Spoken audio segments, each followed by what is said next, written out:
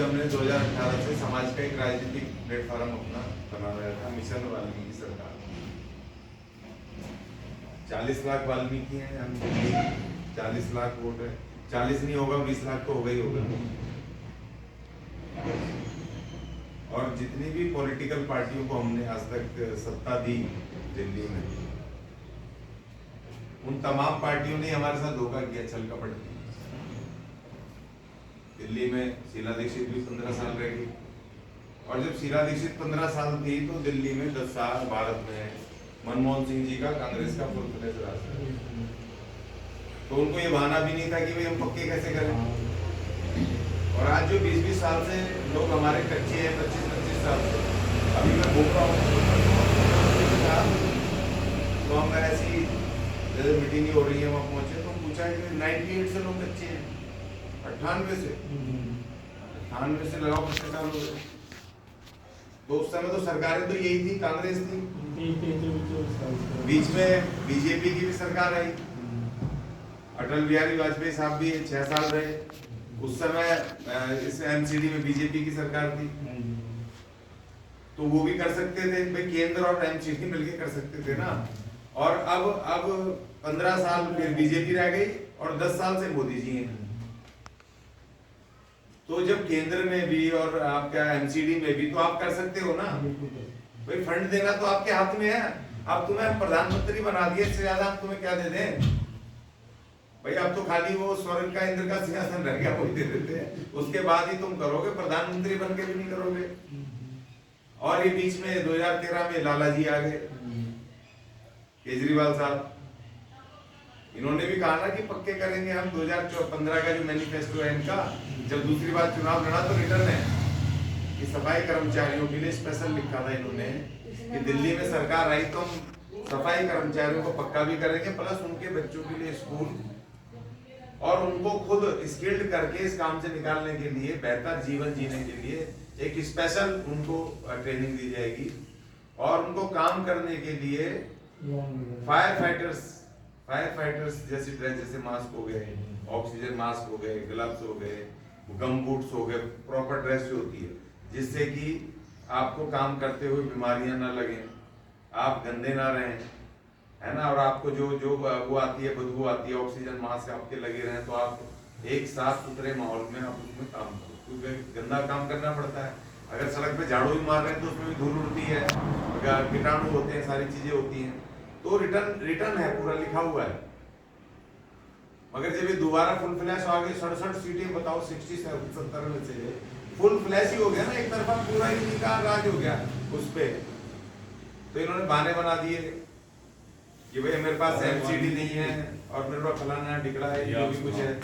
लेकिन हमारे सफाई कामगार क्या सिर्फ एमसीडी में काम करते हैं जी भाई? दिल्ली सरकार में भी तो ये डीटीसी चल रही है, डीटीसी में भी दुनिया भर के सफाई कर्मचारी हैं। आपके स्कूलों में दिल्ली सरकार के हॉस्पिटलों में, दिल्ली सरकार के जो ऑफिस है उनमें भी हमारे सफाई कर्मचारियों के बिना कोई काम होता है जी? तो आप पहले जब आप दिल्ली सरकार के आप मुखिया हो, आप अपने स्कूल बनाने के लिए 70,000 करोड़ रुपया फंड खर्च कर रहे हो, आप अपने 5,500 करोड़ रुपया साल का अपने वो क्या कहते हैं उसको, जो होर्डिंग लगा रहे हैं ना प्रचार, उसमें खर्च कर रहे हो, तो आप क्या सफाई कर्मचारियों को नहीं पक्का कर सकते? सिर्फ सफाई कर्मचारियों को पक्का करने के लिए एलजी इनकी फाइल रोक लेता है, बाकी इनके सब काम हो रहे हैं। पिछले साल का बजट दिल्ली सरकार का आपको पता है कितना है? 2022-23 का 70,000 करोड़ रुपए। एलजी आपको 70,000 करोड़ रुपए खर्च करने को मना नहीं कर रहा है, मगर जो सफाई कर्मचारियों की पक्की होने की फाइल जा रही है बस उसी को मना कर रहा है। अभी इन्होंने कहा जी हमारे पास वो नहीं है जी, एमसीडी नहीं है, निगम नहीं है। 2018 में आपको याद होगा कि जब तनख्वाह नहीं मिल रही थी तो यूनियनों ने मिलके वहाँ सिविक सेंटर पे भूख हड़ताल की थी। वो 5 साथी बैठे थे ना, पैरावी जी वगैरह, कौन, मलूक सिंह जी, गागड़ जी, कौन बैठे थे। तो उस समय उनकी हालत बिगड़ गए थे, तो इसने दिल्ली विधानसभा में 4 अप्रैल 2018 को दिल्ली विधानसभा में एक प्रस्ताव पास किया था, आपको याद होगा, याद है आप लोगों को? नहीं, केजरीवाल ने दिल्ली विधानसभा में प्रस्ताव पास किया था, स्पेशल सेशन बुला करके और उसमें ये प्रस्ताव था एमसीडी के लिए कि भाई सफाई कामगारों को, इनके जो लोग बैठे हैं इनकी जेन्युइन मांग है, इनको आप परमानेंट करो। और 5 अप्रैल 2018 को जो इनका वो मंत्री जेल में है ना, भी क्या नाम है उसका, वो सत्येंद्र जैन, उसके हाथ का ऑर्डर उसने लिख के प्रॉपर सरकारी, दिल्ली सरकार का ऑर्डर, उस समय 3 मेयर थे, 3 जोन, तीनों जोनों को भेजा था ऑर्डर करके कि इनको पक्का करो, क्योंकि उस समय बीजेपी थी वहां पर एमसीडी में। अब हम ये कह रहे हैं कि भाई उसने नहीं मानी आपकी बात। दिल्ली विधानसभा का प्रस्ताव, ये छोटी मोटी बात है क्या? वो लेजिस्लेटिव वो हाउस है, वो जहां से पूरे नियम कानून बनते हैं। अब हम ये कह रहे हैं कि जब ये चुनाव आया, ये वाला एमसीडी का दिल्ली का, इसमें नवंबर 22-23 नवंबर को ये प्रचार कर रहा था मनीष सिसोदिया, डिप्टी मुख्यमंत्री, चीफ मिनिस्टर, वहां पर आपका शादरा वगैरह में पूरा रिकॉर्डिंग है। इसने कहा हमारे लोगों को कि भाई एमसीडी में आम आदमी पार्टी की वो बनवा दो, आप भैया काउंसलर जिताओ, सरकार बनवाओ, मेयर बनवाओ, हम आपकी एक तो 2 चीजें कही इसने अभी लेटेस्ट, अभी ये 2022 से अभी चुनाव से पहले, जस्ट पहले कैंपेन में, कि एक तो आपकी सैलरी को रेगुलर करेंगे कि मतलब रुकेगी नहीं, वो उसका रेगुलर हर समय पे आएगी आपकी तनख्वाह, और दूसरा आपको पक्का करेंगे सफाई काम, तो ये बिल्कुल रिटर्न है ऑन रिकॉर्ड। और फिर अब ये बन गए, ठीक है जी। अब तो एमसीडी भी आपके पास आ गई,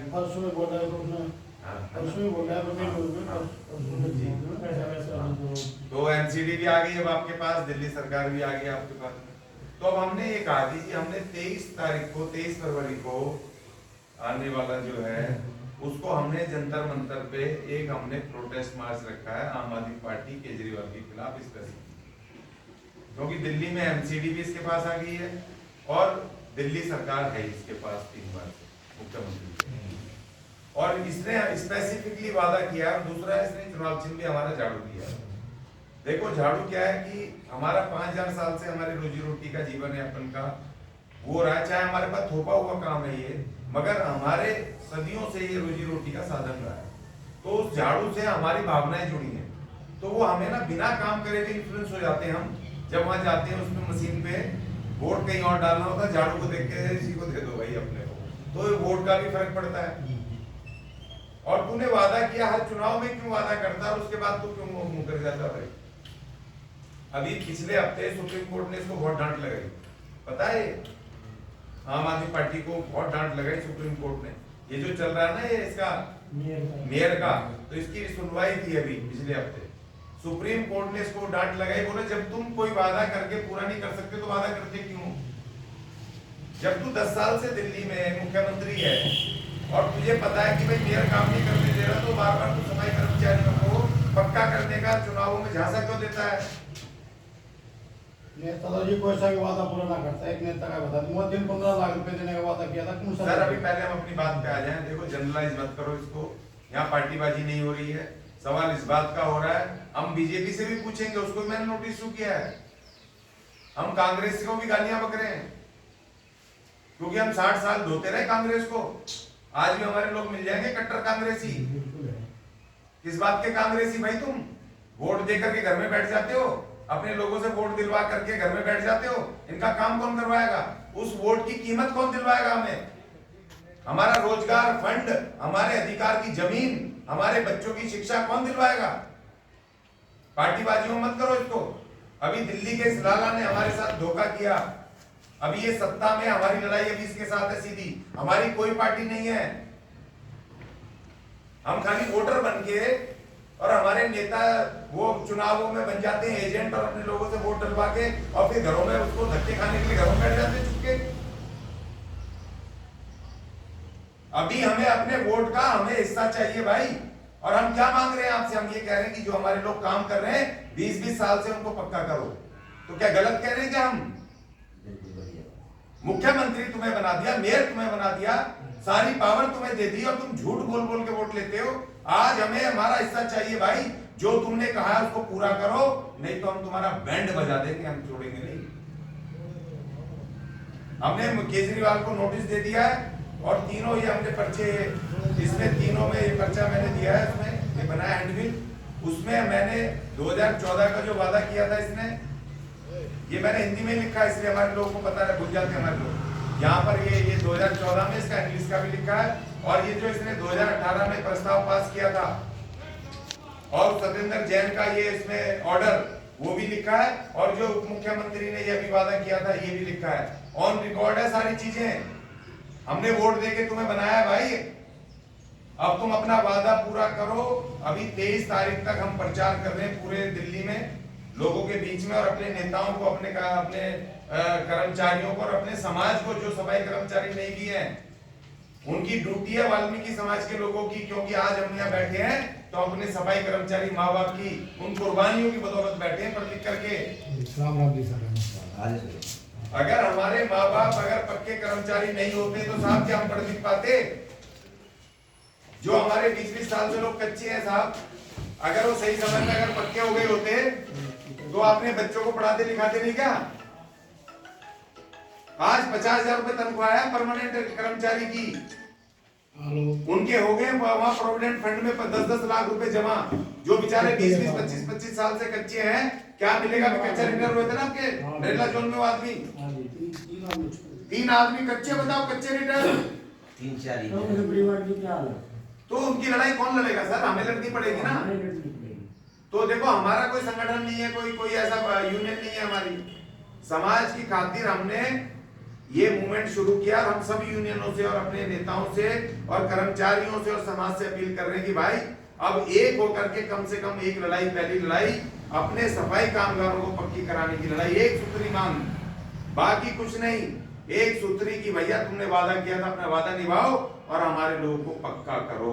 इसके लिए 23 फरवरी को जंतर मंतर पे हमने 11 बजे से 3 बजे तक प्रोटेस्ट वहां रखा हुआ है, शांतिपूर्वक तरीके से होगा, वहां बैठेंगे, प्रस्ताव पास करेंगे।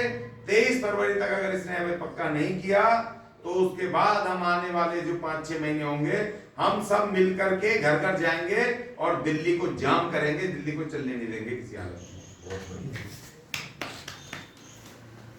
और हम ये कहेंगे लोगों को कि भैया मत आओ दूर, जब हम रखेंगे 23 के बाद प्रस्ताव पास करके जो तारीख रखेंगे, सारे अपने परिवार के साथ सिर्फ आ करके सुबह से लेके 8 घंटे की ड्यूटी, सुबह 9 से 5 बजे तक अपने घर के सामने वाली मेन सड़क पे बैठ जाओ, कहीं नहीं जाना, अपने आप दिल्ली ठप हो जाएगी। तो सर ये हमारी गलत लड़ाई है क्या? हम समाज की गलत लड़ाई लड़ रहे हैं क्या?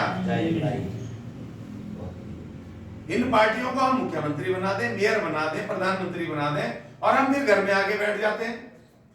बाबा साहब ने इसलिए वोट का अधिकार दिया था कि जो लोग तुम्हारे वैचारिक शत्रु हैं, तुम उन्हीं को राज देकर के घर में बैठ के झाड़ू मारोगे, भूखे मरोगे, मुंह ताकोगे इनके। वोट की शक्ति जो सरकार बनाती है, सत्ता दिलाती है, हम उसको ऐसी डालाते हैं, दे दो जी किसी को भी, जरा भी नहीं सोचते हम।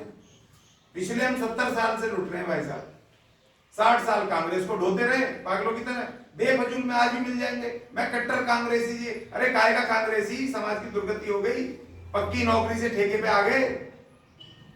कितने लोगों के पास यहाँ गांव देहातों में खेती की जमीन है, बताना मुझे, हाथ खड़े करें।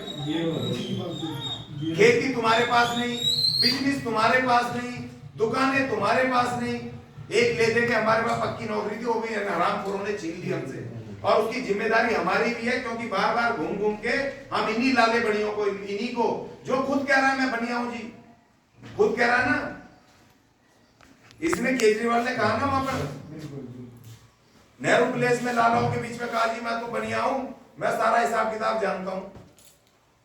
भाई तू जातिवाद करने आया है, पढ़े लिखे आदमी सोचा था जी पढ़ा लिखा आदमी है, इंजीनियर है, यही सोचा था ना, इनकम टैक्स का कमिश्नर है, तू जाति बता रहा है, अपनी जातिवाद फैला रहा है।